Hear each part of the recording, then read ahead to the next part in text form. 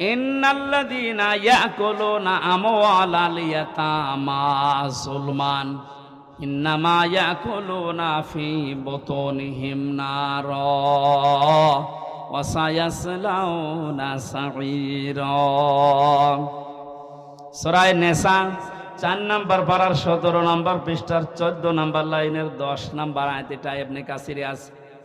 আল্লাহ পাক বলেন, নিশ্চয় যে বা যারা বর্তমানে খাচ্ছে ভবিষ্যতেও খাবে। এটা মোজারে, প্রেজেন্ট, ফিউচার, দুইটা কাল দিয়েছেন ইয়াকুলুনার ভেতরে।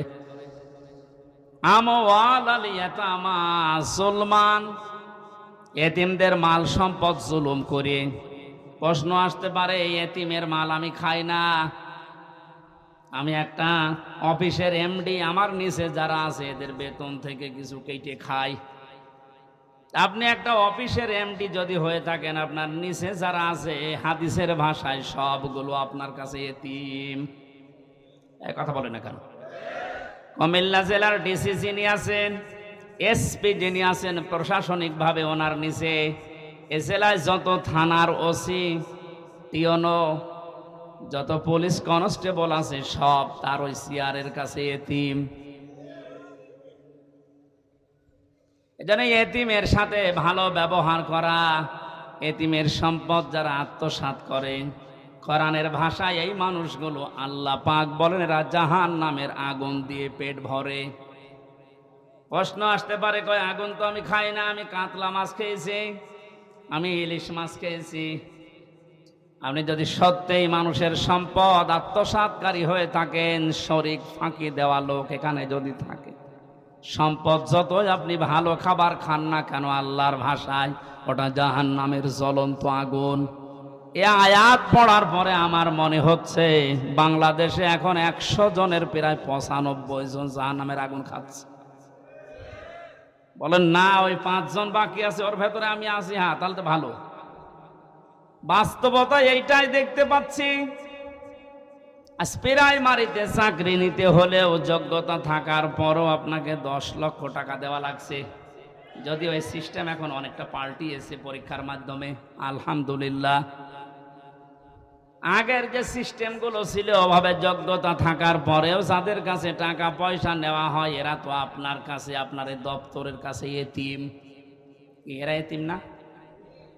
এদের কাছ থেকে আপনি হাদিয়া বলে নেন, আর তৌফা বলে নেন, আর চাই বলে নেন, স্পিরিট মানি বলে অনেকে নেয়। এগুলো সব হবে আল্লাহর ভাষায় জাহান্নামের আগুন। আল্লাহ এতটুকু যদি শেষ করে দিতেন, দুনিয়ার হিসাবে আমি আয়াত পড়তাম না, পরের শব্দটা আমার রাখতো, ওয়াসায়াসলাউনা সাঈরা। সিন, সাউফা, কদ, লাম, এরকম 13টা শব্দ আছে আরবি গ্রামারে। কোন সেন্টেন্সের আগে যদি একটা আসে, অর্থ হয় অতি তাড়াতাড়ি। আল্লাহ পাক এখানে সিন দিয়ে জানিয়েছেন, মানুষের সম্পদ যারা ফাঁকি দিয়ে খাও, জোর করে, জুলুম করে, অন্যায় ভাবে খাও, মিথ্যা মামলা দিয়ে তারে জেলে দিয়ে তার পরিবারের কাছ থেকে অবৈধভাবে টাকা নাও, না এদেশে বন্ধ হয়ে গেছে? হাজারো মানুষ এরকম বিপদে আছে। শরীক ফাঁকি দিয়ে যারা খাও, এ মানুষগুলো শুধু মরতে দেরি, যেহেতু তুমি বেঈমান হয়ে মরবে, ঈমান পাবে না। ওই যে দংকার 4 নাম্বার ব্যাখ্যা, যারা অবৈধ ইনকাম করে ওদের ঈমান নসিব আল্লাহ বন্ধ করে দেয়। বলেন নাউজুবিল্লাহ। ওরা সঙ্গে সঙ্গে কবরে দেবেন। আল্লাহ নিজে বলেন জাহান্নামের আগুন সাঈর, যেটা এটা আমি লাগিয়ে দেব। এর আগে আমি বহুবার বলেছি, জাহান্নাম একটা, জাহান্নামের স্তর বা দরজা 7টা। জাহান্নামের দরজা কয়টা? এই 7টার ভেতরে সাঈর একটা। সাঈরে যাওয়ার জন্য যে 4 প্রকার মানুষের নাম আমরা কোরআনে পেয়েছি, তার 1 নম্বরে যারা এতিমের মাল আত্মসাৎ করে, ফাঁকি দেয়, শরীক যারা ফাঁকি দেয়, এদেরকে মরণের পরে আল্লাহ জাহান্নামে সাঈরের নিচে পাঠিয়ে দিয়ে আগুন লাগিয়ে দেবেন। কুমিল্লাবাসী, কারো দিকে তাকিয়া, নিজের ইমানের দিকে তাকিয়ে বলেন তো, এখানে শরীক ফাঁকি দেওয়া মানুষ আছেন কিনা? আওয়াজ দেওয়া আকারে আওয়াজ দিলে আমার মনে হয় এই এলাকায় সব নেই। এই শরীক ফাঁকি দিয়েছেন কারা? দেখি হাত তোলেন তো। 1 জন।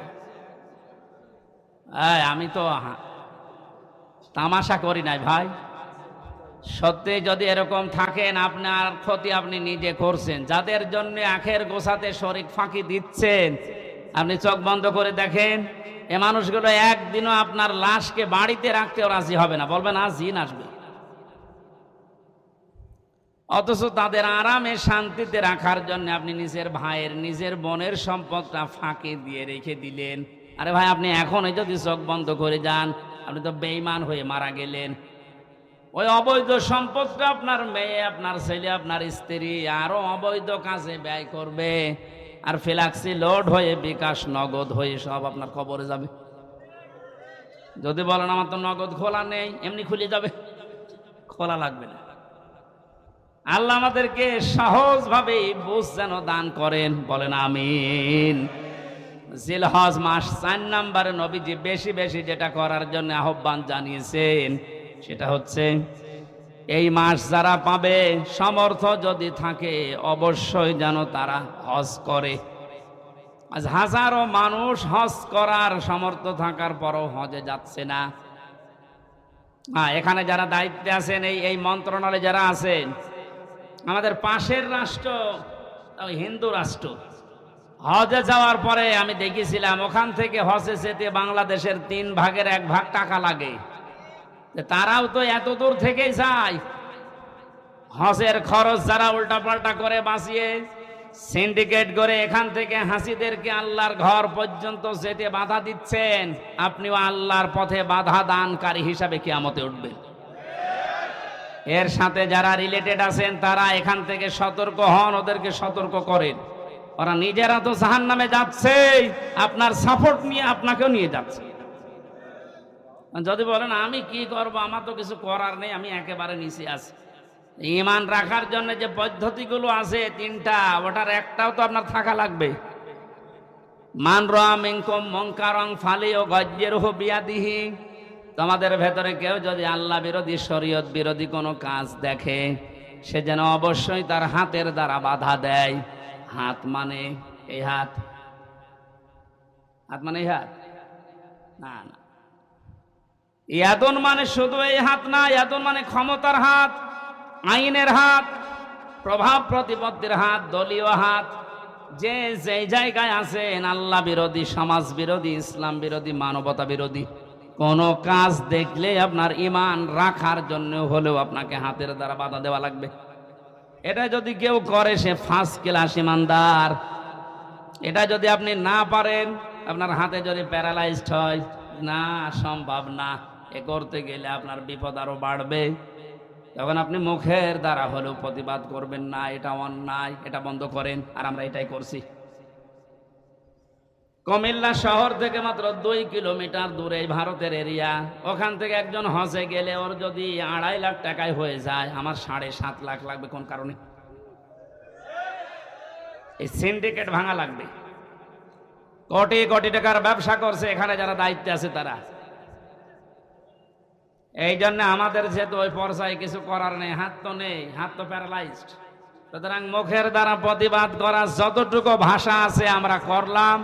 আল্লাহ যেন আমাদের এই ভাষাটাকে কবুল করেন। এটাও যদি না পারা যায়, সর্বশেষ মনে মনে ঘৃণা করা, এইটাও অনেকে করে না। আরো আল্লাহ বিরোধী, আল্লাহর ঘরে যেতে ডাইরেক্ট না ইনডাইরেক্ট ভাবে বাধা দেওয়া হচ্ছে, আরো খুশি হয়। আজকের এই অনুষ্ঠানটায় আমরা কি বলবো বলেন তো? যেহেতু কোরআনে কারিমের সামনে যে তেলাওয়াতকৃত আয়াত পড়লাম আপনাদের, এটা কোরবানি সংক্রান্ত, আর সামনে 4-5 দিন পরেই কোরবানি। আমাদের এখানে আলোচনাও তো ওই ধাঁচে আমরা করব। এরপরও যদি কোনো মহল উল্টাপাল্টা ধারণা করে এটা বন্ধ করে দেয়, এটা ডাইরেক্ট না ইনডাইরেক্ট যারা চেষ্টা চালিয়েছিলেন, আপনি কোরআনে বাধা দানকারী হিসাবে কিয়ামতে উঠবেন।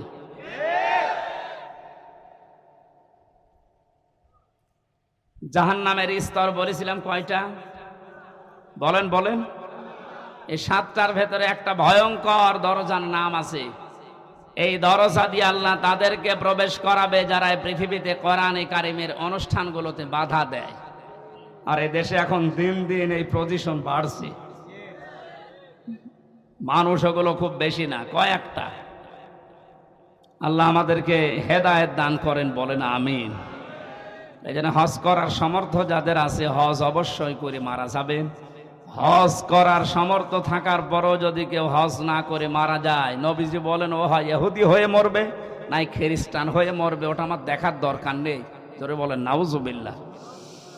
জিলহজ মাসের এই আমলগুলো আমরা শুরু করতে পারি। আল্লাহ আমাদেরকে সবাইকে যেন তৌফিক দেন। সূরা মায়েদা 27 থেকে 34 এই আয়াতগুলো আমরা তেলাওয়াত করব এখন। এর আলোকে কোরবানির সামনে নিয়ে কিছু মাসলা মাসাইল আকারে তাফসীর নিয়ে কথা বলবো ইনশাআল্লাহ। জবান খুলে কোরআনের এই সোনালী আয়াতের অংশ বিশেষ একটু পড়েন। শয়তান যদি আশপাশে থাকে ও যেন চলে যায়। কারণ পৃথিবীর কোনো ইবাদত করার আগে আউযুবিল্লাহ পড়া লাগে আমি পাইনি। নামাজ পড়তে হলে আউযুবিল্লাহ পড়া লাগবে, আছে? যদি না পড়েন আপনার নামাজ হবে না, এই কথা কেউ বলতে পারে না। রোজা রেখেছেন আউযুবিল্লাহ পড়েননি, আপনার রোজা হবে না। এই যে হজে যাচ্ছে যারা আউযুবিল্লাহ পড়েনি, হজ হবে না। কোরআন পড়তে গেলে যদি কেউ আউযুবিল্লাহ না পড়ে, কোরআন পড়া তো হবে না, আরো আবার গুনাহ হবে। কারণ এটা ওয়াজিব তরক করার গুনাহ হবে। ফাইদা ক্বরাতাল কুরআনা ফাস্তাইজ বিল্লাহি মিনাশ শাইতানির রাজিম। হে নবী, আপনি যখন কোরআন আরম্ভ করবেন তখন আল্লাহর কাছে আশ্রয় চান শয়তান থেকে। এটা কি নফল না ওয়াজিব?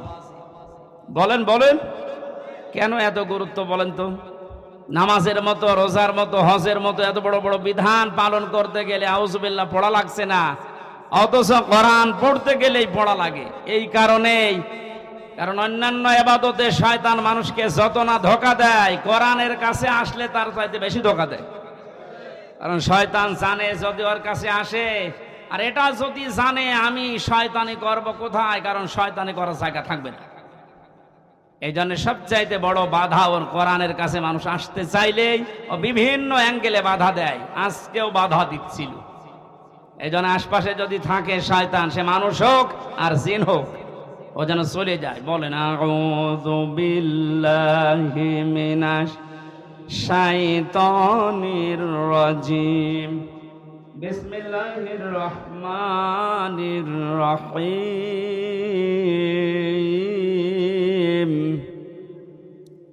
ওয়াতলু আলাইহিম নাবা বনাই আদামা বিল হক। সাদাকাল্লাহুল আযীম। সূরা মায়েদা 27 নম্বর আয়াত পড়েছি অংশ। কোন সূরা বলেন তো? মায়েদা মানে দস্তরখানা। মায়েদা মানে কি? দস্তরখানা মানে আমি আল্লাহ একটা সূরা দিলেন, অথচ এর গুরুত্ব অনেকের কাছেই নেই। দস্তরখানা বিছিয়ে খাবার খাওয়ার সিস্টেম এখন এই টেবিল চেয়ার এসে অনেক উঠে গেছে। নবীজি নিচে মাটিতে বসে খাবার খেতেন দস্তরখানা বিছিয়ে, কিন্তু এখন এই সিস্টেমগুলো বাদ হয়ে যাচ্ছে। কেন এই সিস্টেম ছিল বলেন তো? আল্লাহর নবী জানিয়েছেন কেউ যদি দস্তরখানা বিছিয়ে পড়ে যাওয়া খাবারগুলো তুলে খেতে পারে, ও যেন জান্নাতের হুরদের দেন মোহর আদায় করে ফেলেছে। সুবহানাল্লাহ। একটু বুঝে শুনে বলেন। আপনি কি এখনো মারা গেছেন? বলেন না কেন? জান্নাতে গেছেন? বলেন বলেন। হুরদের সাথে বিয়ে আপনার হয়েছে? দেন মোহর তো দূরের কথা, এখনো মারা যাননি, জান্নাতেও যাননি, হুরদের সাথে বিয়ে হয়নি, তো দেন মোহর আদায় হবে এ কথা বললেন কেন? ছোট্ট একটা আমল মাত্র। সত্যিই যদি আপনি এই আমল এখন থেকে জীবনে আরম্ভ করতে পারেন, বিজ্ঞান এখন জানিয়েছে কেউ যদি মাটিতে বসে, পাটিতে বসে, নিচে বসে নবীজি যেভাবে খাবার খেতেন, ওই খাবারের সুন্নত আদায় করে খাবার খেতে থাকে, খেতে খেতে ওর অর্ধেক খাবার হজম হওয়ার কথা। কারণ ওইভাবে পেটে বসলে পেটে চাপ লাগে। আর আমরা যেভাবে বসে খাই ওভাবে ওই সিস্টেম নেই, আমরা দিন দিন পাল্টিয়ে ফেলছি। দস্তরখানায় পড়ে যাওয়া খাবারটা খেলে কত বড় একটা সুসংবাদ পাওয়া যাচ্ছে। আমি এখনো মারাই গেলাম না, জান্নাতও পাইনি, হুরদের সাথে আমার বিয়েও হয়নি এখনো, অথচ দেনমোহর আদায় হয়ে গেছে। তার মানে নবীর এই কথার সিগনিফিকেন্স হচ্ছে আমি যেন জান্নাতে প্রবেশ করে ফেলেছি। ছোট আমল আমরা যেন না ছাড়ি, ছোট মনে করি, এটা অনেক বড় আমল। 2 নম্বরে বিশ্ব নবী বলেন, কোন মানুষ যদি দস্তরখানায় পড়ে যাওয়া খাবার তুলে খেতে পারে, ও ওর শরীরের ভেতরে যে 360টা হাড় আছে, জোড়া দেওয়া আছে হাড়গুলো, এই হাড়গুলোর সাদগা আমার আল্লাহ আদায় করে দেন। সাহাবায়ে কেরামের সামনে যখন এই হাদিসটা বলা হয়েছিল, গরিব সাহাবীরা বলে, হে নবী, আমরা গরিব মানুষ, 360টা হাড়ে এই যে জোড়া দেওয়া আছে, যে আঙ্গুলের ভেতরে জয়েন্টগুলো আছে, এই কেনুয়ের ভেতরে জয়েন্ট আছে, হাঁটুর ভেতরে জয়েন্ট আছে, 360টা আছে জোড়া জয়েন্ট। আপনি যদি দস্তরখানায় পড়ে যাওয়া খাবার খান, এর যে সাদগা হয়, এই সাদগাগুলো আল্লাহ নিজে আদায় করে দেয়। বলেছিলেন, হে নবী, আমরা এত সাদগা আদায় করব কি করে? বিশ্ব নবী তখন এই আমলটা দিয়েছিলেন।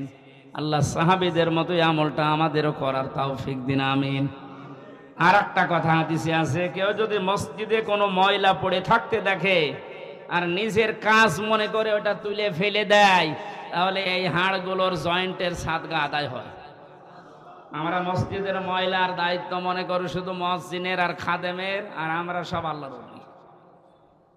মসজিদে আল্লাহর ঘরে কোনো কিছু যদি পড়ে থাকে ময়লা জাতীয়, ওটা তুলে ফেলে দেওয়া, এ দায়িত্ব কি শুধু মসজিদের খাদেমের, মুয়াজ্জিনের? আপনার কাছে যে প্রতিদিন সাদগা দেওয়া লাগবে, কি দিয়ে দেবেন? এরকম কিছু কাজ করা।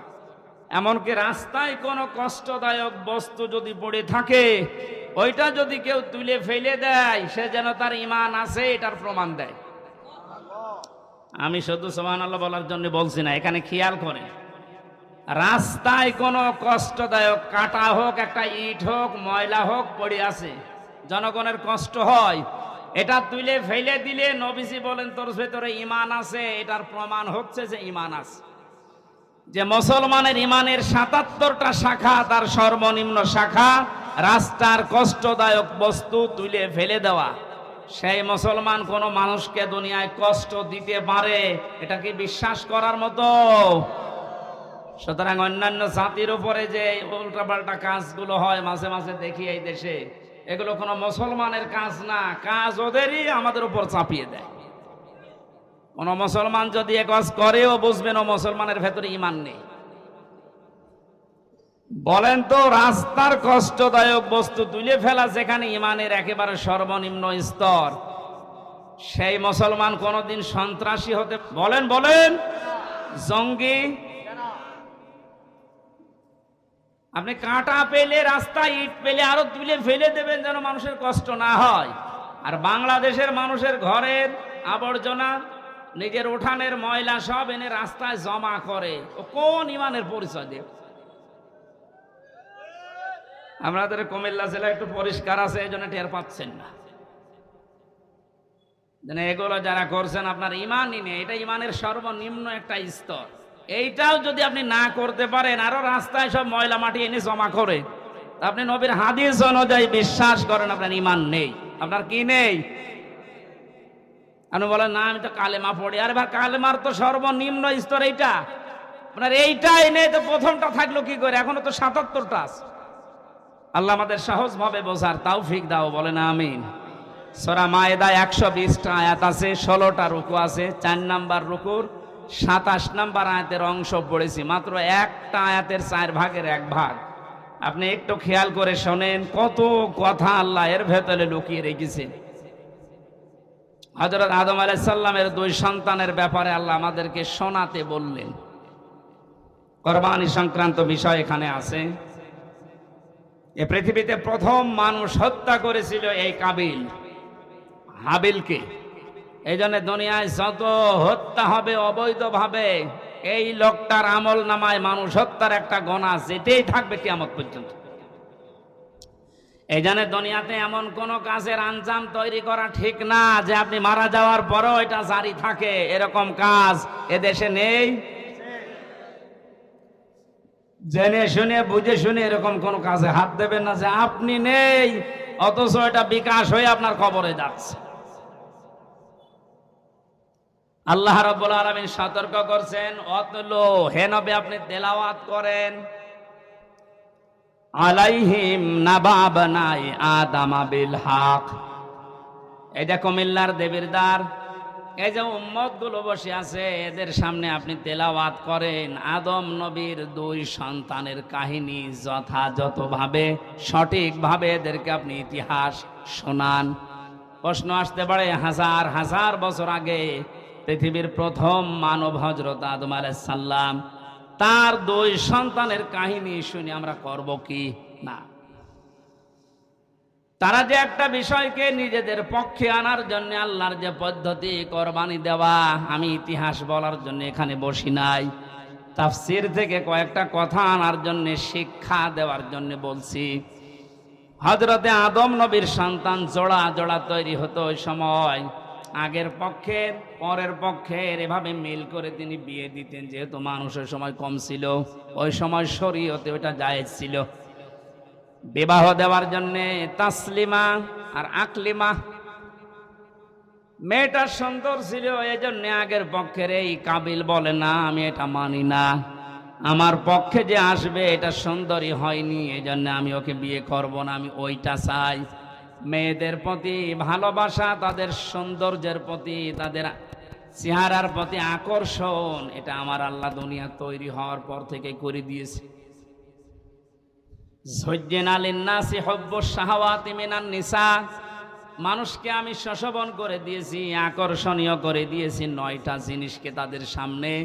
1 নম্বরে মেয়েলোক, মেয়েলোকের চেহারার প্রতি ভালোবাসা, আকর্ষণ, এটা তৈরি করে দিয়েছে কে? এই যে পরীক্ষার জিনিস এটা। এখন যদি বলেন আল্লাহ তৈরি করে দিয়ে আল্লাহ আবার আমাকে শাস্তি দেবে কোন কারণে, এইটাই পরীক্ষা। আপনার মতোই মানুষ আর একজন আছে, সে তো এরকম সুযোগ পাওয়ার পরও এই কাজ করে না, আপনি করলেন কেন? হযরতে আদম নবী আলাইহিস সালামের মনে শান্তি ছিল না, তাকে আমার আল্লাহ জান্নাতে এত নিয়ামত দিয়েছিলেন, তারপরও তিনি আনন্দ শান্তি পাচ্ছিলেন না। আল্লাহ রাব্বুল আলামিন তার মনের অবস্থা বোঝার পর তিনি যখন নিদ্রায় গেছেন, তন্দ্রাচ্ছন্ন, ওই সময় একটা হাড় তার শরীর থেকে বের করে সুন্দরী মহিলায় যে হাওয়া আলাইহিস সালামকে বানিয়ে রেখেছিলেন। তাফসিরে কাবীরের ভেতরে পেয়েছি পৃথিবীতে 4 জন মহিলাকে আল্লাহ সবচাইতে সৌন্দর্য দিয়েছেন, তার ভেতরে হাওয়া আলাইহিস সালাম 1 নাম্বার, ইব্রাহিম নবীর প্রথম স্ত্রী হযরতে সারা 2 নাম্বার, হযরতে ইউসুফ নবীর স্ত্রী জুলাইখা 3 নাম্বার, 4 নম্বরে মোহাম্মদ রাসূলুল্লাহর ছোট মেয়ে হযরতে ফাতিমাতুজ জোহরা রাদিয়াল্লাহু তাআলা আনহা। এখন ঐশ্বরিয়ায় যত সুন্দর আপনার কাছে মনে হয়, পরিমণি যত সুন্দর মনে হয়, বলে হযরতে হাওয়া কত সুন্দর ছিলেন বলেন। তিনি যখন বসে আছে বামে, ঘুম থেকে ওঠার পরে তিনি দেখলেন, তাফসিরে মুফাসসির বলেন হযরতে আদম হাওয়াকে দেখেই তাকিয়েছেন এবং ধরতে গেছেন। আল্লাহ পাক বলেন, আদম এটা তাকানোও যাবে না, ধরাও যাবে না। হযরতে আদম বলছে, আল্লাহ তাকানো যাবে, ধরা যাবে কি করলে সেটা বলেন। আমার মনে হয় বাংলাদেশের অনেক যুবক এমন আছে, নামাজের ফরজ জিজ্ঞাসা করেন বলতে পারবে না, বিয়ে করা ফরজ এটা বলতে পারবে। আল্লাহ পাক কয়দিন জানিয়েছেন, হ্যাঁ ধরা যাবে, তাকানো যাবে, বিয়ে করা লাগবে। আদম আলাইহিস সালাম আগে পেছনে না ভেবে বলছে, আল্লাহ আমি রাজি আছি। আল্লাহ পাক শর্ত দিয়েছেন, বিয়েতে রাজি হয়ে গেলে বিয়ে করতে হলে দেনমোহর দেওয়া লাগবে, এটা নেই। এখান থেকে মাসলা বের হয়, অজানা অচেনা কোনো মহিলাকে নিয়ে যদি আপনি তাকাতে চান, আনন্দ করতে চান, ধরতে চান, এটা বিয়ে করা শর্ত। বিয়ের আগে প্রেম বলেন, ভালোবাসা বলেন, পবিত্র বলেন, কিছুই জায়েজ নেই। অনেকে বলছে না এটা পবিত্র ভালোবাসা, প্রেমিকার মাথায় পর্যন্ত হাত দিয়ে বলছে, আল্লাহর কসম আমি তোরে ভুলে যাব না, এটা জায়েজ আছে? আরে তুই হাত দিলি কোথায়? বিয়ের আগে তোর মাথায় না ওর দিকে তাকানো জায়েজ ছিল না, আর তুই মাথায় হাত দিয়ে বলছি, তোমার মাথায় হাত দিয়ে আল্লাহর কসম করছি তোমারে ভুলে যাব না, পুরাটাই গোনাহ জিনা হয়ে গেছে। আদম নবী আলাইহিস সালাম যখন বলেন আমি রাজি আছি, আল্লাহ বলেন আগে বিয়ে করো, দেন মোহর কই? বলে নেই। আল্লাহ পাক সুযোগ দিয়ে জানিয়েছিলেন আমার নবী মুহাম্মদুর রাসূলুল্লাহর উপরে 10 বার দরুদ শরীফ পড়ো, এইটাই দেনমোহর হিসাবে মেনে নিলাম। বিয়ে করার পরে আল্লাহ এবার তাকে আদেশ দিলেন, আমরা যারা আদম নবীর সন্তান এখানে বসে আছি, মিলান তো আপনার জীবনে এটা আছে কিনা বলবো।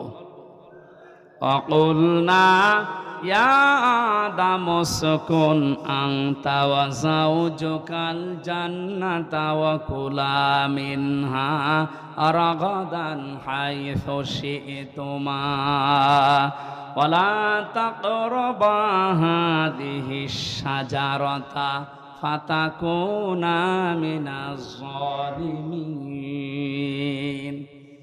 জন্মের পর থেকে আয়াতটা আমিও শুনেছি, এর ভেতরে যে এত গুরুত্বপূর্ণ 4টা শিক্ষা আছে অনেকে আমরা জানি না। আলেম যারা আছেন তাদেরকে এবার বলছি একটু খেয়াল করেন। হযরতে আদম নবীকে আল্লাহ আলাইহিস সালামের সাথে বিবাহ পড়িয়ে দিলেন জিবরাইলকে সাক্ষী দিয়ে, ডাক দিয়ে বললেন, আদম তোমার বউকে নিয়ে এবার তুমি যাও জান্নাতে। জান্নাত আদম আলাইহিস সালামের বাড়ি আর আমাদের বাবার বাড়ি। এই কথা বললেন এখন, জান্নাত আমাদের, আরো জোরে বলেন, বলেন আর একবার। তাহলে আয়াত থেকে প্রথম মাসলা বের হয়, বিয়ে করার পরে বউ নিয়ে বাবার বাড়ি যাওয়া লাগবে। আর অনেকে এখন ঘর জামাই থাকে না, এ জেলায় নেই। বিয়ে করে বউ নিজের বাবার বাড়ি নিয়ে যাওয়া লাগবে, আর আপনি সহ থেকে যাচ্ছেন। 2 নম্বরে ওয়াকুলা মিনহা রাগাদান হাইসু শি'তুমা। আলেমদেরকে বলছি, আল্লাহ কিন্তু আংতা ওয়াকুলা এ শব্দ দিতে পারতেন, মাঝখানে আংতা নেই। আজ বাংলাদেশ সহ বিশ্বে যারা নারী স্বাধীনতা আন্দোলন নামে, নারী মুক্তি পরিষদ, নারী বিপ্লব পরিষদ, এরকম 13টা সংগঠন এই দেশে এখন কাজ করছে নারীর স্বাধীনতা দেওয়ার জন্যে। আপনি নারীকে আর কি সম্মান দেবেন, কি অধিকার দেবেন? আল্লাহর কোরআনের আয়াতের দিকে তাকান। পৃথিবী তৈরি হওয়ার পরে আল্লাহ নারীদেরকে কি অধিকার দিয়ে দিয়েছেন? আল্লাহ বলেন, বিয়ে করে বউ বাড়িতে নিয়ে যাওয়ার পরে নিচে খাবে হবে না, আংতা নেই। আল্লাহ বলেন, কোলা একবারে দিয়ে বসন দিয়েছি, তুমি যেই মানের খাবার খাবে, যেই মানের পোশাক পরবে, যেই মানের ঘরে থাকবে, এই স্ত্রীকে ওই রকম জায়গায় ওই রকম খাবার ওই রকম পোশাক দেওয়া লাগবে। এটা নফল না, এটা ফরজ। আজ হাজারো পরিবারে এইটা নেই, এই জন্য অশান্তি। এই আমার কথা বুঝতেছেন? নিজে তো বাইরে ভালো মন্দ ভালোই খাচ্ছে, যাওয়ার সময় বর জন্য বাদাম নিয়ে যাচ্ছে। আপনি যে মানের খাবার খেয়েছিলেন, যে মানের পোশাক পরেছিলেন, যেই মানের থাকেন, ওইভাবে তার ব্যবস্থা করে দেওয়া লাগবে। এটা নির্দেশ আল্লাহর আদম নবীর উপরে। আল্লাহ বলতে পারতেন, আংতা হে আদম তুমি মরণের খাওয়া খাও, এরপরে যদি থাকে বউকে দাও না। একবারেই কোলা দিয়ে আল্লাহ মেয়েদেরকেও আমাদের সাথে শামিল করে দিয়েছেন সমান। 3 নাম্বারটা তো আরো কঠিন, হাইসু শি'তুমা, যেখানে ইচ্ছা যাবে এই বাগানে এই জান্নাতে, যা ইচ্ছা খাবে। তার মানে আয়াত থেকে মাসলা বের হয়, বিয়ে করার পরে বউকে তালাবদ্ধ হয়ে ঘরে বসিয়ে রাখবেন না, মাঝে মাঝে তাকে বেড়াতে নিয়ে যান বিভিন্ন জায়গায়। আপনি এমন এমন জায়গায় নিয়ে যাবেন যেন সে আনন্দ পায়, এমন একটা অনুষ্ঠানে নিয়ে যান। হ্যাঁ, এখানে আর শেষের শব্দ একটু ঝামেলা আছে। আল্লাহ বলেন, হাইসু শি'তুমা, তুমি নিয়ে যাও যেখানে ইচ্ছা, যাও যা ইচ্ছা খাও। ওয়ালা তাকরাবা হাদিহিশ শাজারা, এই গাছের কাছে যাবে না। কোন গাছ? না, এটা আমিও জন্মের পর থেকে শুনছি যে গন্ধম গাছ। আরে ভাই, এটা যদি শুধু গন্ধম গাছ উদ্দেশ্য হবে, তে দুনিয়ায় আয়াত নাজিল করার আল্লাহ দরকার কি? আধুনিক তাফসীর গুলো আপনি দেখবেন, সেখানে শুধু গন্ধম গাছ না, প্রায় 33টা অর্থ লেখা আছে। আপনার বউ নিয়ে আপনি এমন বর্ডার পার হওয়া যাবে না যে বর্ডার পার হলে আপনি আবার বিপদে পড়েন। কুমিল্লা শহর থেকে 2 কিলোমিটার পরে ভারতের কি বর্ডার বলেন না কেন? পাসপোর্ট বাদ দিয়ে, ভিসা বাদ দিয়ে কেউ যদি যায় নিরাপদে যেতে পারবে, ওটা সীমানা, বর্ডার। আল্লাহ পাক বলেন আমারও বর্ডার আছে দুনিয়ায় 500। কত? আপনি 500 বর্ডার জানেন? এগুলো শরীয়তের বর্ডারের ভেতরে দেওয়া আছে।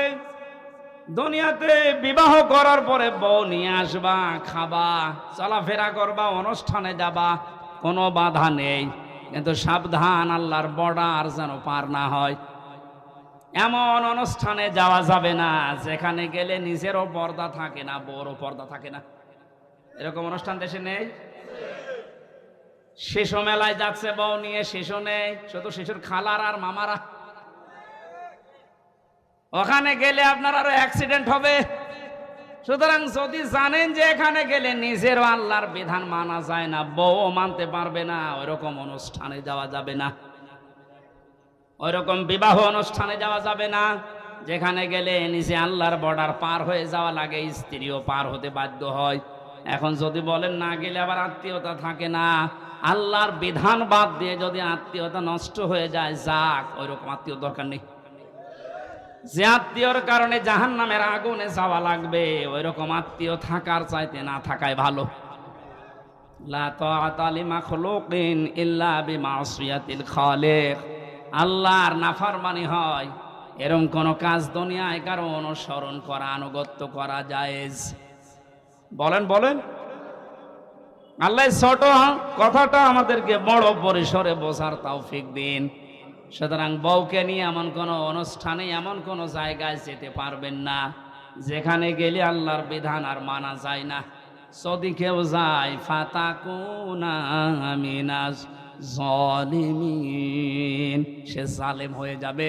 আর জালেমদের জন্য আল্লাহ নিজে মামলা রেডি করে রেখেছে। বলেন নাউজুবিল্লাহ। কোরআনে যত আয়াত আমি পড়েছি সব চাইতে সূরা শূরা 25 নাম্বার পারা, 6 নাম্বার পৃষ্ঠা, 12 নাম্বার লাইনের 42 নাম্বার আয়াতটা আমাকে আতঙ্কিত করে বেশি। এই এদিকে তাকান, সূরা শূরার 42 নাম্বার আয়াত একটু মিলান। ইন্নামাস সাবিলু আলাল্লাযীনা ইয়াযলিমুনান নাস ওয়া ইয়াবগুনা ফিল আরদি বিগাইরিল হক, ইলা আখির আয়াত। আল্লাহ পাক বলেন আমি নিজে কিয়ামতের দিন মামলা দায়ের করব, আমি কেস করব, আমি অভিযোগ দায়ের করব তাদের বিরুদ্ধে যারা দুনিয়ায় মানুষ হয়ে মানুষের উপরে জুলুম করে। এ দুনিয়ায় নেই। আর আসতে বলো, আপনি কথাটার ওজন টের পেয়েছেন? এ কথার লোড কত? আল্লাহ নিজে মামলা দায়ের করবে, উনি মামলার বাদী। যিনি বিচার করবেন বিচারক, উনি যদি বাদী হন, না রায় তো পক্ষে আসবে। বলেন, এই আয়াতটা পড়ার পরে আমার নিজেরই মাঝে মাঝে ভয় লাগে, আল্লাহ আমি আবার মামলার আসামি হয়ে গেলাম না তো? কারণ আমার নফসের ওপরে আমার মাঝে মাঝে জুলুম হয়ে যাচ্ছে, আমার পরিবারের ওপরে জুলুম হয়ে যাচ্ছে, সমাজের মানুষের প্রতি আমার যে দায়িত্ব ছিল আমি পালন না করে আমি জুলুম করে ফেলছি। এই জন্য যে যত বড় দায়িত্বে আছে, কিয়ামতের দিন ওই দায়িত্ব সম্পর্কে আল্লাহ তার কাছে পুঙ্খানুপুঙ্খানু হিসাব নেবে। প্রতিটি জিনিস যেহেতু নিয়ামত, এরপরে বাকি কথা। কয়েকদিন আগে একটা কনফারেন্স হচ্ছিল, আমি মদিনায় ছিলাম। এই যে এতটুকু একটা বাচ্চা আব্দুর রহমান, বিশ্ববিখ্যাত হাফেজ, বিচারক ওকে ডাক দিয়ে বলছে তোমার যে চোখ নেই, তুমি অন্ধ। এই 11 বছর বয়সে কোরআনের হাফেজ হয়ে গেছে, তাও যেমন তেমন হাফেজ না। বিশ্বের ভেতরে সেরা যারা তাদের ভেতরে তুমি একজন। তোমার যে চোখ নেই, আল্লাহর উপরে তোমার কোনো অভিযোগ নেই। ছেলেটা কেঁদে ফেলেছে, ডাক দিয়ে বলে বিচারক আমার কোনো অভিযোগ নেই, আমি আরো আনন্দে আছি। বিচারপতি ডাক দিয়ে বলছে তোমার কোনো অভিযোগ নেই, আনন্দে আছো মানুষ? ছেলেটা বলছে হুজুর যেদিন বিচার শুরু হবে, আসল বিচার কিয়ামতে, আমি তো কোরআনে কারিমের আয়াত পড়েছি আপনার সামনে, সুম্মা লা তুসালুন্না ইয়াউমাইযিন আনিন নাঈম। কিয়ামতের দিন প্রতিটি নিয়ামতের হিসাব আল্লাহ নিচে ধরবেন। আমার পা থেকে শুরু করে মামারা যখন মাথা পর্যন্ত হিসাব আল্লাহ শুরু করে দিয়েছে, পা দিয়ে, এরপরে হাঁটু দিয়ে, এরপরে পেট দিয়ে, হাত দিয়ে, আস্তে আস্তে আমার কাছে চোখের কাছে যখন আসবে, আমি আল্লাহকে বলতে পারবো, অন্তত মাবুদ একটু দাঁড়ান, আপনি চোখের হিসাব আমার কাছে নেবেন, আমার তো দুনিয়ায় চোখ ছিল না, এদিকে তাকে হলেও দয়া করে আমার হিসাবটা আপনি সহজ করে দেন। আল্লাহ নিজে বিচারপতি হবেন। ও কুমিল্লাবাসী, কি মনে হচ্ছে আপনার কাছে আমি জানি না, কথাটা নরম হলেও অনেক বড় কথা এটা। আল্লাহ নিজে বিচারপতি আর নিজে মামলার বাদী। এই দেশে যে যত বড় দায়িত্বে আছে, সে যদি আপনার মামলার বাদী হয়, জেল থেকে বেরানো আপনার কঠিন হবে। কথা বলেন না কেন? প্রধানমন্ত্রী শেখ হাসিনা যদি আপনার বিরুদ্ধে মামলা দেয়, আপনি তো কালকেই বের হয়ে যাবেন নাকি? সুতরাং যে যত বড় ক্ষমতাশালী, সে যদি মামলার বাদী হয়ে যায়, পৃথিবীতে সবচাইতে বড় ক্ষমতার মালিক কে বলেন তো? আল্লাহ আয়াতে জানালেন, আমি নিজে তোর বিরুদ্ধে মামলা দেব। এই জন্য আল্লাহর বিধানগুলো ওভারটেক করে, পার করে ফেলে আমরা যেন আল্লাহর মামলার আসামি হয়ে না যাই, এগুলো খুব হিসাব নিকাশ করে পা ফেলা দরকার। আদম নবীর সন্তানের কাহিনীগুলো আল্লাহ এবার শোনাতে চেয়েছেন কেন? এবার খেয়াল করেন। আল্লাহ পাক বলেন, হে নবী, আপনার উম্মতদেরকে যখন পাবেন, তাদের সামনে আমার এই আয়াতগুলো তেলাওয়াত করে শোনান। এটা হাজার হাজার বছর আগে হযরতে আদম নবীর 2 সন্তানের কাহিনী। এই মেয়ে লোক নিয়ে তারা ঝগড়ায় বিপদে নিমজ্জিত হয়েছিল। শেষ পর্যন্ত আদম নবীর শরীয়ত অনুযায়ী তাদেরকে বলেছিলাম, তোমরা কোরবানি করো। আমাদের যেমন পশু করার নিয়ম, ওই সময় নিয়ম ছিল আলাদা। ওরা এরকম চাটিয়াল ময়দানে পশু জবাই করে রেখে আসতো, আগুনের ঝলক আকাশ থেকে এসে পড়িয়ে ফেলতো, তারটা কবুল হয়ে যেত। আর যারটা পড়ে থাকতো, তারটা কবুল হতো না। আমার মনে হয় এই শরীয়ত যদি এখন আমাদেরও থাকতো, এই দেশে কত মানুষের কোরবানি ধরা পড়ে যেত। আমার ভাইরা, বেশি সময় হয়ে গেল, শেষ করে দিই নাকি? আমার তো কেবল আয়াত শুরু হচ্ছে, গরমের ভেতরে তো আসলে 1 ঘন্টা হয়ে গেছে, শেষ করে দিই। যে না মানে এই যে মানুষগুলো ব্যস্ত না, এদের আরো কাজ আছে, আমারও কাজ। হ্যাঁ, চালাবো, ছেড়ে দিই। এত এত লং টাইম কথা বলায় গরমের ভেতরে। তারা কোরবানি দিয়েছিল, একজনেরটা যখন কবুল হওয়ার পরে আর একটা হয়নি, প্রতিহিংসার বশবর্তী হয়ে হাত উত্তোলন করেছিল মারার জন্য। আল্লাহ রাব্বুল আলামিন এই কাহিনীটা শোনানোর মাধ্যমে আমাদেরকে সতর্ক করছেন, এ দুনিয়াতে কেউ যদি কাঙ্ক্ষিত মানের জায়গায় যেতে না পারো, যার কারণে যেতে পারো না, ওর প্রতি প্রতিশোধ পরানো হলে তার ক্ষতি করো না, যেটা সবচাইতে বেশি আমরা করি। ইদ ক্বাররাবা কুরবানান ফাতুকব্বিলা মিন আহাদিহিমা ওয়া লাম ইউতাকাব্বাল মিনাল আখার ক্বালা লা আকতুলান্নাক। এই কাবিল তখন ডাক দিয়ে বলেছিল, ভাই তুমি কি এমন কাজ করো যে তোমারটা আগুনের ঝলক এসে পুড়িয়ে ফেলেছে? আমিও তো তোমার সাথেই বসবাস করি, আমারটা নিয়ে নিল না। তুমি যেহেতু পথে এখন বাধা হয়ে আছো, তোমার এই রাখবো না, তোমার শেষ করে দেই। হযরতে হাবিল ওই সময় যে কথাটা বলেছিল, শুধু ওই সময়ের জন্য না, এটা কিয়ামত পর্যন্ত আয়াতটা কোরআনে থাকবে, এখন আছে, আমাদের জন্য শিক্ষা হচ্ছে। হাবিল বলেছিল, ক্বালা ইন্নামা ইয়াতাকাব্বালুল্লাহু মিনাল মুত্তাকিন। হে ভাই কাবিল, কান খাড়া করে শোনো, দুনিয়াতে শুধু তাকওয়া, মুত্তাকি যারা, এই মানুষগুলোর সম্পদ, জীবন আল্লাহ কবুল করে থাকেন। আয়াত দ্বারা প্রমাণিত, আমরা যারা কোরবানি এখন দিচ্ছি, সামনে কেনার জন্য প্রস্তুতি নিচ্ছেন, আপনি যদি মুত্তাকি হতে না পারেন, আপনার জীবনের কোরবানি কিন্তু কবুল হবে না। কোরআনে কারিমে আল্লাহ যেখানে কোরবানি শব্দের ব্যাখ্যা দিয়েছেন, যে কোরবানি করো, ওর আগের শব্দে আমার আল্লাহ দিয়েছেন নামাজের কথা। এজন্য এখানে যারা নামাজ আদায় করেন না বা নামাজ পড়েন না, নামাজের শিক্ষা যাদের জীবনে নেই, এক কথায় ফতোয়া দেওয়া যায় যে আপনার কোরবানি হচ্ছে না।